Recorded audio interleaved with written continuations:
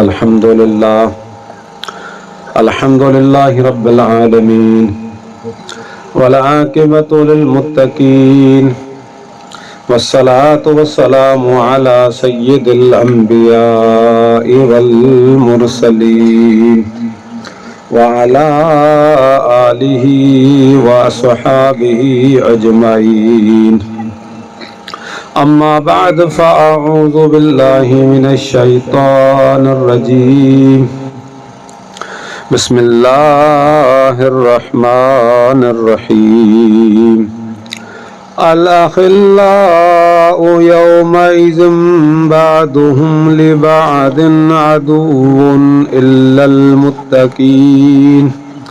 आमन्तु बिल्लाहि सदक़ल्लाहुल अलियुल अज़ीम व सदक़ रसूलुहुन नबियुल अमीनुल करीम व नहनु अला ज़ालिका लमिनश शाहिदीन वश्शाकिरीन वज़्ज़ाकिरीन वल्हम्दुलिल्लाहि रब्बिल आलमीन। इन्नल्लाहा व मलाइकतहु युसल्लूना अलन नबिय्य या अय्युहल्लज़ीना आमनू सल्लू अलैहि व सल्लिमू तस्लीमा। अल्लाहुम्मा सल्लि अला सय्यिदिना व मौलाना मुहम्मदिन व अला आलिहि व अस्हाबिहि व अहले बैतिहि व अज़वाजिहि व ज़ुर्रिय्यातिहि व बारिक व सल्लिम। बंदे परवरदिगारम उम्मते अहमद नबी सल्लल्लाहु अलैहि वसल्लम दोस्त दारे चार यारम ताबे औलाद अली मज़हब हनफिया दारम मिल्लत हज़रत खलील खाक पाए गौसे आज़म ज़ेर साये हर वली।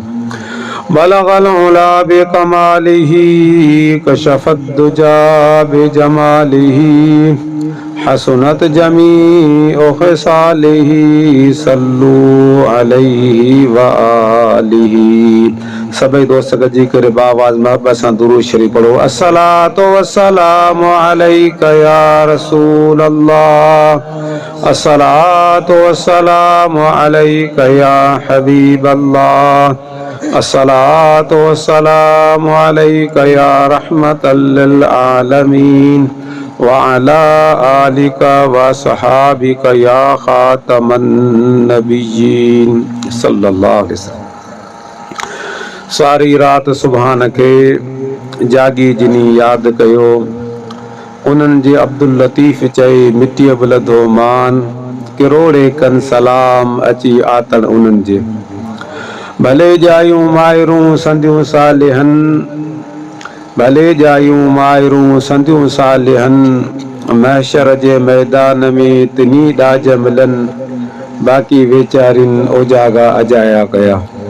हम्दो सलात का बाद में मुझा लायक सद एहतराम अजीज मुसलमान दोस्तों ऐं भाइरो बिलखुसूस सदर महफ़ल हर दिल अज़ीज़ असां सभिनी जा प्यारा हज़रत अल्लामा मौलाना क़िबला से मोहम्मद फ़ज़लुल्लाह हुसैनी ज़ीद मजदहू अन आइज़ फ़कीर तव्हां प्यारी भलारी रहमत वारी जमात अॻियां अल्लाह रब्बुल इज़्ज़त मालिक करीम जे ला रईब पाक कलाम मजीद फ़ुरक़ान हमीद मां हिक आयत करीमा अल्लाह जे प्यारनि दोस्तनि वलियन मुत्तकी बानन जी शान में तिलावत करण जी सआदत हासिल कई आहे इंशा अल्लाहुल अज़ीम। इन आयत करीमा जो तर्जुमो उन सां गॾोगॾु अल्लाह जे नेक साले बानन जे शान खे ॻाए करे फ़कीर पंहिंजी जाइ वठंदो इंशा अल्लाह ताला। ख़ासि ख़िताब साईं जिन जो आहे इंशा अल्लाह ताला। साईं जे ख़िताब सां असां तव्हां जूं दिलियूं अल्लाह जे नूर सां मुनवर थींदियूं। अल्लाह ताला जे बारगाह में दुआ है त शाल मालिक करीम हिन आइज़ फ़कीर समेत असां तव्हां सभिनी मुसलमाननि जे अॼोकी हिन हाज़िरीअ खे पंहिंजे बारगाह में क़बूल मक़बूल फ़रमाए। जेके मुसलमान ॿाहिरि परे खां वेझे खां पंधु करे इन रहमत वारी महफ़िल में अची करे हाज़िर थिया अल्लाह ताला सभिनी खे हर विख ते हर क़दम ते अजर अज़ीम अता फ़रमाए। मुंहिंजा अज़ीज़ दोस्तों अॼोकी हीअ भलारी बाबरकत महफ़िल तव्हां सभिनी खे बख़ूबी इल्मु आहे, ख़बर आहे त अल्लाह ताला जे नेक सालेबाने हज़रत साईं मौलवी मोहम्मद हुसैन जोखियो, मोहम्मद हसन जोखियो रहमतुल्लाह ताला अलैह जे 40 जे साले सवा मुनक़द कई वई आहे, जेका संदसि फर्ज़ंद अदा मुश्ताक उन जे भाइरनि क़ुरान ख़ानी सां गॾोगॾु हिन भलारी महफ़िल जो इनक़ाद कयो। अल्लाह ताला साईं जिन जे दरजात खे बुलंद फरमाए, अल्लाह ताला साईं जिन जे क़ब्र खे पंहिंजे अनवारनि सां मुनवर फरमाए ऐं संदन जे सदके अल्लाह ताला असां तव्हां सभिनी जे बेहिसाब बख़्शिश फरमाए। यकीनन संदन हिन इसाल सवाब जी महफ़िल में अचणु मूं समेत असां तव्हां सभिनी जे लाइ हीअ हिकिड़ी सआदत मंदी आहे जो अल्लाह वारनि जे जनाज़े में अचणु, अल्लाह जे नेक सालेबाने जे ज़िक्र वारी महफ़िल में अचणु, उन्हनि जे दरबारनि ते अचणु, इहा अल्लाह जी तरफ़ खां ख़ासि अल्लाह जी रहमत आहे। ऐं साईं मोहम्मद हसन रहमतुल्लाह ताला अलैह अल्लाह जो नेक सालेबानो हो, जंहिंजी तव्हां सभिनी ख़बर आहे त सॼी ज़िंदगी अल्लाह ताला जे घर जे महबत में ख़िदमत में गुज़री। ही अल्लाह जो फज़ल आहे, बाने जी वस जी ॻाल्हि न आहे। मथां केरु सम्झे त अदा ऐं अल्लाह जे घर जी ख़िदमत पंहिंजे तरफ़ खां करियां थो या कंदुसि, न, महज़ अल्लाह जो फज़ल आहे। ज़ालिका फ़ज़लुल्लाह युतीही मन यशा वल्लाहु ज़ुल फ़ज़लिल अज़ीम। ही अल्लाह जो फज़ल आहे, रब जंहिंखे चाहे पंहिंजो फज़ल अता फरमाए। जंहिंखां चाहे अल्लाह ताला पंहिंजे घर जी ख़िदमत वठे, जंहिंखां अल्लाह ताला चाहे त रब उनखां दीन जो कमु वठे, जंहिंखे अल्लाह ताला चाहे त पंहिंजे ज़िक्र जी दौलत अता फरमाए, सभु अल्लाह जो फज़ल आहे। त साईं जिन खे अल्लाह ताला मक़ाम मर्तबो अता फरमायो, इहो सॼी ज़िंदगी आलमनि सां महबत, अल्लाह वारनि सां महबत, अल्लाह जे घर सां महबत, ऐं उनजो ही नतीजो आहे जो अॼु उनजे पुठियां अल्लाह ताला अहिड़ियूं ज़िक्र वारे महफ़िलूं उनजे सवाब में अता फरमायूं आहिनि। ऐं यकीनन अल्लाह वारनि सां महबत ऐं उन्हनि सां सोहबत ही अल्लाह जो वॾो फज़ल आहे। उनजो फ़ाइदो अल्लाह ताला दुनिया में बि अता फरमाईंदो आहे, आख़िरत में बि अल्लाह ताला अता फरमाईंदो आहे। इन मौज़ूअ ते क़ुरान करीम जी आयत शरीफ़ पढ़ी अल्लाह ताला पंहिंजे पाक कलाम इरशाद फरमायो, बिस्मिल्लाह रहमान रहीम, अल-अख़िल्लाउ यौमइज़िन बादुहुम लिबादिन अदुव्वुन इल्लल मुत्तक़ीन। अल्लाह ताला फरमायो, जॾहिं क़यामत जो ॾींहुं थींदो त दोस्त दोस्तनि जा दुश्मन थी वेंदा, यानी हिक ॿिए खां परे हूंदा, केरु कंहिंखे कमु न ईंदो।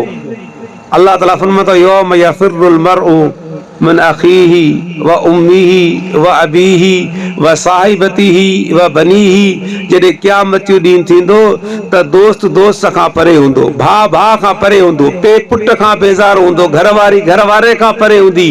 हर को माण्हू क़यामत जे ॾींहुं पंहिंजे नफ़्सा नफ़्सी में हूंदो। पर अल्लाह ताला फरमाए थो त उन क़यामत जे ॾींहुं जिते दोस्त दोस्तनि जा दुश्मन हूंदा, भाइर भाइरनि खां परे हूंदा, इल्लल मुत्तक़ीन, उते मुत्तक़ी सालेबाना क़यामत जे ॾींहुं बि असां तव्हांखे कमु ईंदा, जिन अल्लाह जे नेक सालेबाननि सां मोहबत कई। मुत्तक़ी बाना उहे अल्लाह जा प्यारा बाना जिन खे अल्लाह ताला मक़ाम मर्तबो अता फरमायो। अल्लाह ताला क़ुरान फरमातो, इन्न अक्रमकुम इंदल्लाहि अतक़ाकुम। अल्लाह ताला फरमातो, तहक़ीक़ अल्लाह ताला वटि तमाम जा जेकॾहिं केरु वधीक इज़त वारो आहे, शान वारो आहे, रब वटि मक़ाम ऐं दर्जे वारो आहे, तव्हां मां जेको वधीक मुत्तक़ी परहेज़गार आहे, अल्लाह खां डिॼंदड़ नेक सालेबानो आहे, उहो वधीक अल्लाह ताला जे बारगाह में तव्हां मां इज़त वारो आहे। ईअं न त दुनिया जी दौलत वारो माण्हू अदाई वॾो माण्हू आहे, हिन वटि दौलत घणी आहे, माल मिल्कियत आहे, वॾी गाॾी आहे, ज़मीनदार आहे, न, इहे सभु दौलतूं दुनिया जूं जेके दुनिया में बाने खे कमु अचनि या न अचनि। पर हक़ीक़ी जेका दौलत आहे उहा अल्लाह ताला जो ख़ौफ़ आहे, अल्लाह ताला जा ख़ाइफ़ बाना, परहेज़गार बाना, मुत्तक़ी बाना, जिन जूं ज़िंदगियूं पंहिंजे रब जे बंदगी में गुज़रियूं, जिन जा सीना अल्लाह जे ख़ौफ़ सां, नबी करीम अलैहिस्सलातु वस्सलाम जे इश्क सां, महबत सां आबाद रहिया, उहे अल्लाह जा बाना।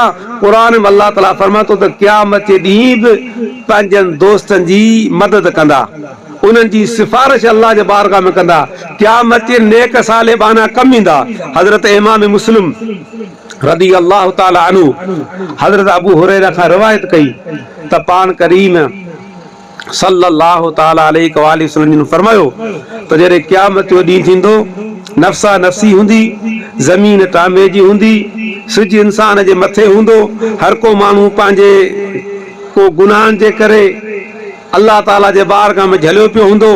नेक साले बाना अल्लाह जी रहमत में हूंदा, पर उन क़यामत जे ॾींहुं अल्लाह ताला ऐलान कंदो त अॼु मूं रब जे कुदरती छांव खां सवाइ ॿी का छां कोन्हे, ऐं रब जंहिंजे मथां पंहिंजे कुदरत सां छां करियां त करे सघां थो।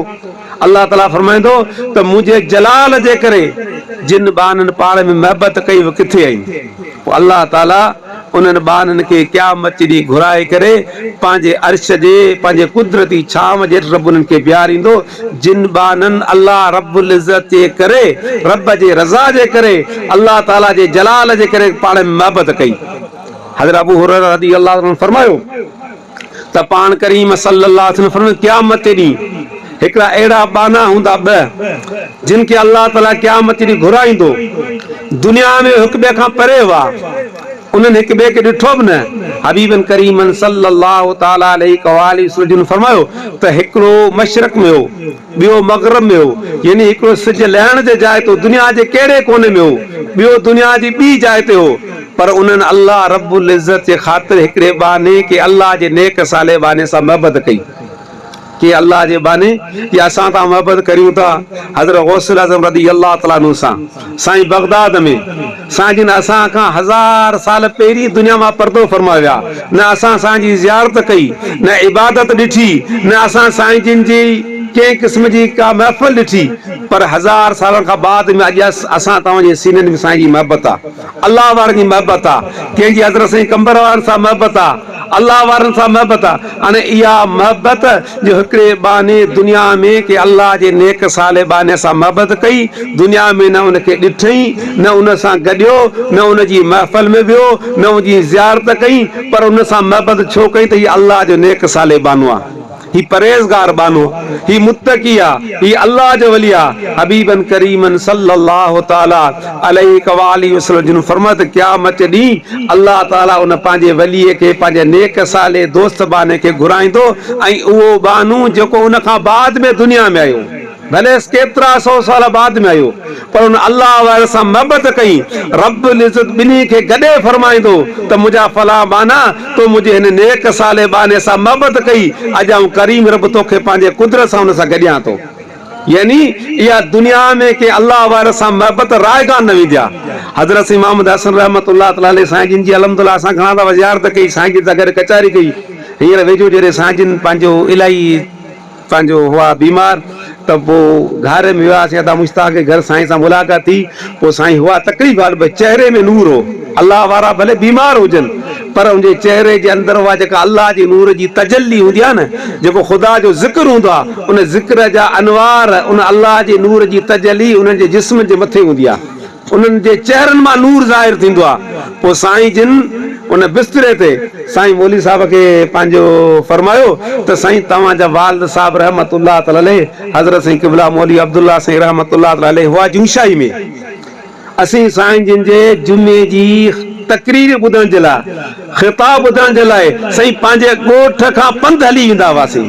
हितां खां जुमशाही तक़रीबन 15 किलोमीटर हूंदो या कुझु घटि हुजे, पर एॾी वॾी अल्लाह वारनि सां महबत, एॾी वॾी उन्हनि सां पंहिंजो दिलि, एॾी सोबत जो एॾो वॾो पंधु करे अल्लाह वारे जी ज़ियारत, उन जे दुआ में शरीक थियण जे लाइ, उन जे ख़िताब ॿुधण जे लाइ वेंदा हुआ, त यकीनन इहा महबत अल्लाह जे बारगाह में उन्हनि खे दुनिया में बि कमु ईंदी, ऐं कमु आई आहे, हीअ सभु उन जी बरकत आहे, ऐं क़यामत जे ॾींहुं बि इहा महबत कमु ईंदी। जीअं मूं तव्हां हदीस शरीफ़ ॿुधाई त अल्लाह वारनि जी सोबत ऐं मोहबत दुनिया में बि कमु अचे थी, आख़िरत में कमु अचे थी, उन्हनि जे जनाज़े में वञण बि कमु अचे थो। बसरा जे शहर में हिकु नेक सालिया बानी हुई अल्लाह जी, औरतूं बि अहिड़ियूं आहिनि जिन खे अल्लाह ताला रूहानियत वारा मक़ाम ॾिना आहिनि। जी माई मकली रहमतुल्लाह तआला अलैहा, असां तव्हांजी सिंध जी ठट जी केॾी कामला औरत आहे, अल्लाह से हुनखे केॾो मक़ाम ॾिनो, जंहिंजे नाले असांजी पूरी मकली ठटो आबाद आहे। माई साहिबा रहमतुल्लाह तआला बगदाद जी हुई, बुज़ुर्गनि लिखियो त जॾहिं गुज़ारे वई त उनजे जनाज़े में केतिरा जी बाना शरीक थिया। अल्लाह वारे जनाज़े माण्हू ईंदा आहिनि, हिकिड़ो अहिड़ो शख़्स अची शरीक थियो जेको चोर हो, उनजो कमु हूंदो कफ़न चोराए करे उन मां पंहिंजो पेट पालींदो हो। उन माई साहबा जे जनाज़े में इन नीयत सां आयो त वञी करे जनाज़े नमाज़ में शरीक थियां, माई साहबा खे क़ब्रिस्तान में दफ़न कंदा, उन जी क़ब्र जी जाइ ॾिसां, इन इरादे सां अची करे उन जे जनाज़े नमाज़ में शरीक थियो। कुल्ला ॾिनई, वञी करे क़ब्र जी जाइ ॾिठई, राति जो वक़्तु थियो, उहो वीचारो पंहिंजी आदत खां मजबूर हो, पंहिंजा उहे सामान खणी करे क़ब्र खोलण जा वञी करे उन क़ब्रिस्तान में पहुतो। इन जे लाइ त इहो कफ़न चोरई करे ऐं पंहिंजो पेट गुज़र करियां। बुज़ुर्गनि लिखो त जॾहिं माई साहबा जे क़ब्र मुबारक खे खोले करे उन चोर कफ़न चोर पंहिंजो हथ वधायो अंदरि कफ़न जे लाइ, त अल्लाह जी कुदरत सां उहा माई साहबा त अल्लाह जी कामिला औरत हुई, नेक सालिया हुई, कि आम पंहिंजो माण्हू जो जनाज़ो न हो, अल्लाह जी नेक बानी हुई। अल्लाह वारा दुनिया में बि ज़िंदा हूंदा आहिनि त क़ब्रनि में ज़िंदा हूंदा आहिनि। इन्ना औलिया अल्लाह ला यमूतून बल यंतकिलून मिन दारिन इला दार। अल्लाह वारा मरंदा न आहिनि, उहे ज़िंदा हूंदा आहिनि, सिर्फ़ु इन फना वारे घर खे छॾे बका वारे घर न हलिया वेंदा आहिनि। मौत मरण जो नालो न हूंदो आहे, मौत नालो कुल जो, बसि हिकिड़े घर खे छॾे करे ॿिए घर न हलिया वेंदा आहिनि। माई साहबा जॾहिं कफ़न खणण जे लाइ हथ वधाई त माई साहबा पंहिंजो हथ विझी करे छिके झलियोसि। जॾहिं चोर खे माई साहबा झलियो त चोर खे पघर निकिरी विया, जिस्म ढकण लॻो। सोचई त राति जो वक़्तु आहे, क़ब्रिस्तान आहे, मुर्दो आहे, मैयत आहे, मूं हेतिरा कफ़न लाथा, कॾहिं को वाक़ो न थियो। पर जॾहिं माई साहबा हुनखे पकड़ियो त उन अल्लाह जी वलियाणीअ अल्लाह जे ताक़त सां उन कफ़न चोर सां ॻाल्हायो त हे जन्नती शख़्स जन्नती थी करे जन्नतियाणी जो कफ़न थो लाहीं।